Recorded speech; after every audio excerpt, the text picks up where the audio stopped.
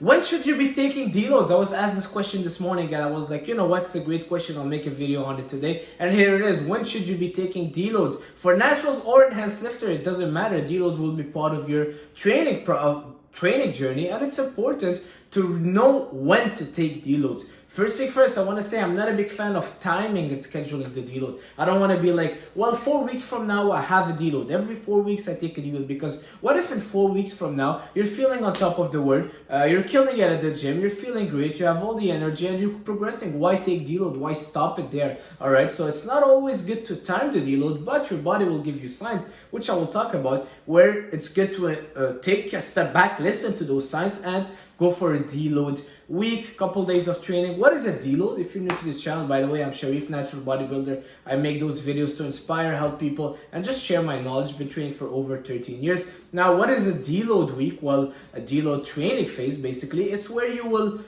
drop the effort, all right? Because it doesn't always mean that you're dropping the volume. Sometimes some people like cutting down the volume. Some people like cutting down the weight. They'll keep the same volume at the gym, but they'll do less weight. So instead of using 50 pounds, they'll use 25 or 30 pounds. They can cut it by 50%, 60%. It doesn't really matter. There's no one rule, all right? You can do less frequency. Instead of going to the gym 6 times a week, you can go for 3 times a week, but keep the workouts as intense as you usually do, all right? So you can do less volume, less intensity at the gym, less weight being used, less frequency. It doesn't really matter. Some people like switching it up, but that's a deload, is where you're putting less effort at the gym and you're letting your body rest a little bit more, right?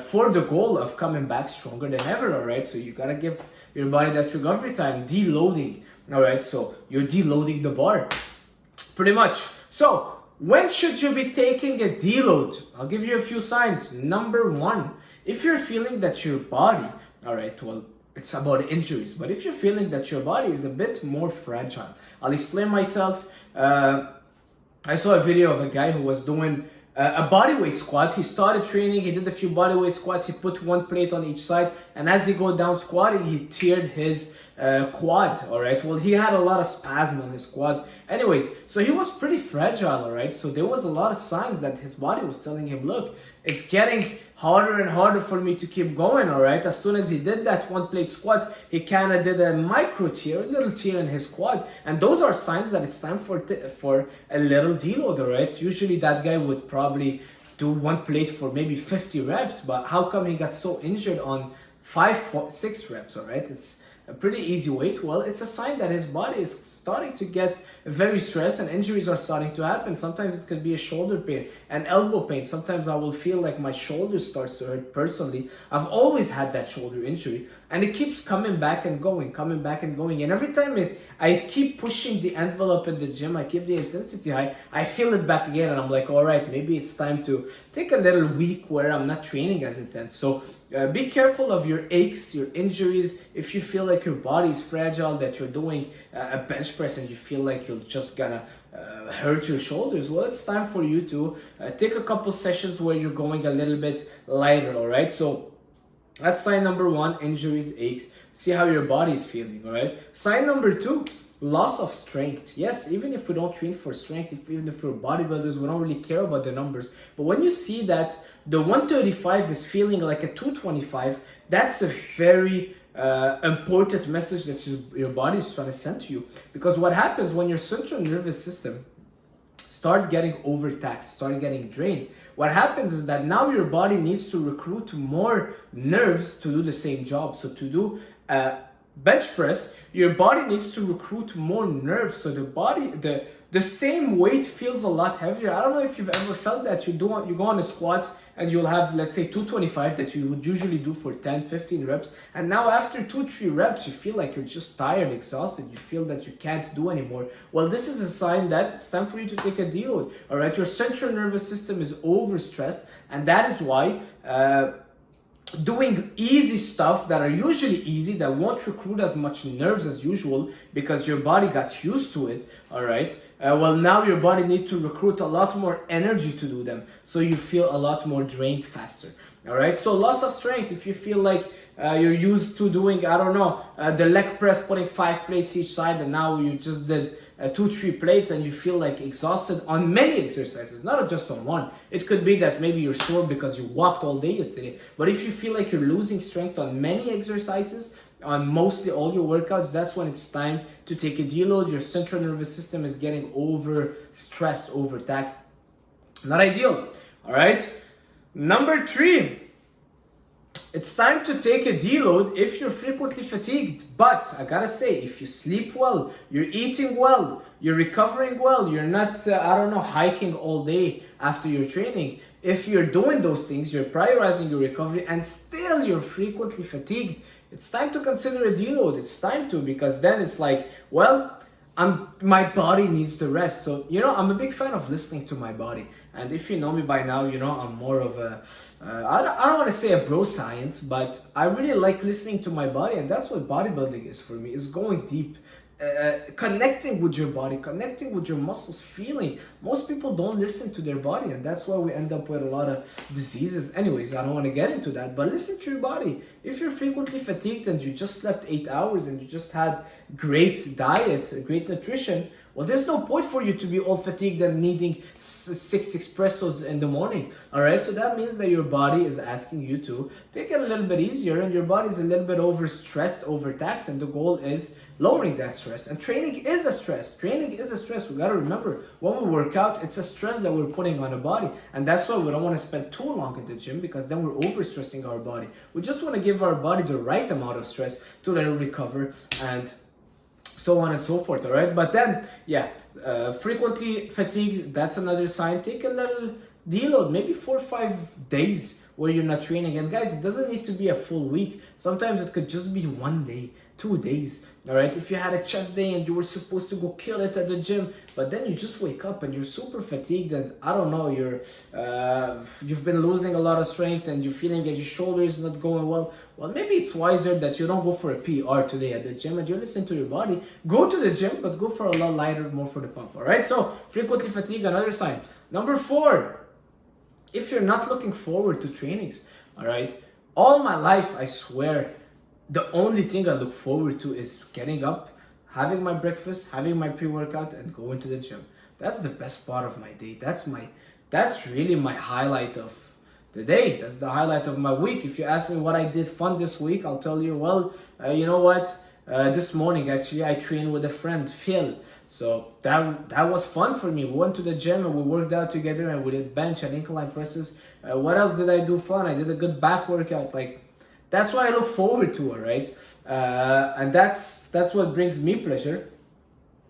Just looking outside, there's a spider near my balcony. But you know what? They say that if you see a spider, means that money is coming. So probably that's a good sign. Money is coming. So there you are.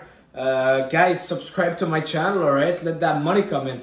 I'm just kidding. I don't make a lot of money on YouTube. I made $20 last month. Not so crazy. Anyway, so you're not looking forward to your workouts. Working out has to be fun and enjoyable. But if you go to the training and you're in the mindset of, oh snap, I gotta go work out, I just don't feel like it, and you kind of get super irritated about it, and you're just not enjoying it, well, time to take a little deload, and maybe, you know what, a week off.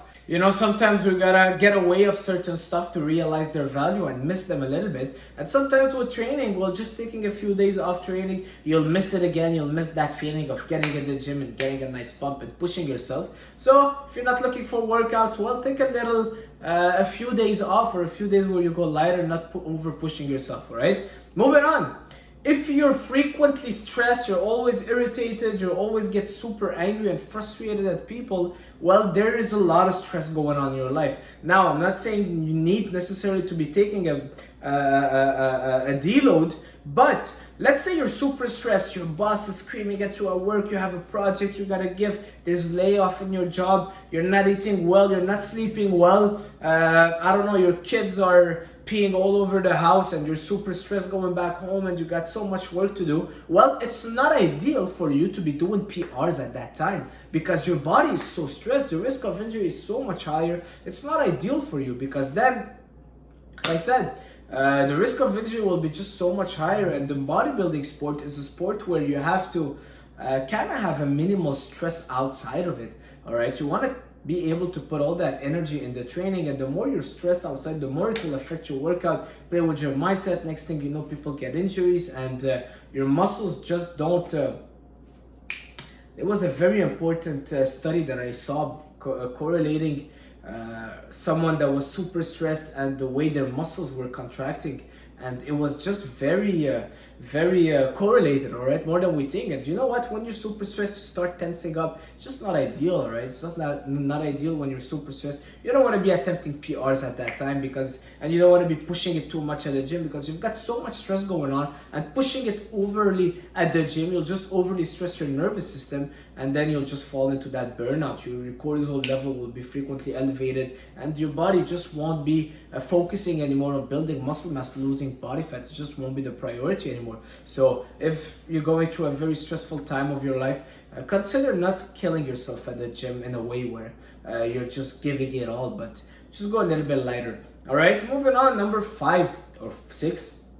If you're on vacation, if you're going on vacation, let's say the other time I went to Los Angeles, well, I didn't keep my workouts as intense as I'm training now, all right? Because when you're on vacation, you go out of your routine. You don't eat as you usually do. You don't sleep as you usually do. You change the environment. So it's not the time for you to start pushing yourself also at the gym. With all this adjustment, your body likes being in a routine, and that's where the body performs better. But as soon as you take the body out of the routine, well, the risk of injuries also increases. The body gets stressed a little bit. So when you're on vacation, it's wiser that you just go easier, all right? Don't go for PRs neither. Don't be pushing yourself for 2 hours. And anyways, you're on vacation, so relax, enjoy it, all right? Also, when you're injured, take a deload, all right? When you're injured, guys, it's just about listening to your body, all right? Getting back to what makes sense, all right? What is logical? I don't like I said, timing my deloads. I don't like saying I'm gonna deload 5 weeks from now,